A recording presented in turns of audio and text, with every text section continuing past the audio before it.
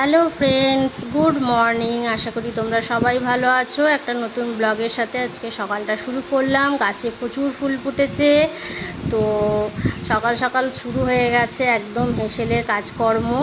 বর খেয়ে যাবে পান্তা ভাত আর পেঁয়াজি, তার তোড়জোড় চলছে। সাথে এখন আজকে রান্না হবে বাটা মাছ, সেগুলোকে ফ্রিজ থেকে বার করে ধুয়ে কেটে বেছে রেখে দিয়েছি। তারপরে যেখানে চলে এসেছি একদম জানলার ধারে আমার বাড়ির বাগানের ফুল গাছগুলো, গন্ধরাজ ফুল, জবা ফুল, এগুলো দাঁড়িয়ে একটু দেখলাম, দেখে মনটা ভালো করলাম। সকালবেলায় উঠে যদি সবুজ কিছু দেখি, বাগানের গাছপালা নড়ছে, গাছ ভর্তি ফুল, মনটা একদম ভালো হয়ে যায়। সত্যি কথা, মানে মনের মধ্যে একটা আলাদা ফিলিংস। তোমরা যারা সারা দিনটা ফ্রেশ চাইছো তারা অবশ্যই সবুজ গাছের দিকে তাকিও, সকালবেলায় ভালো লাগবে।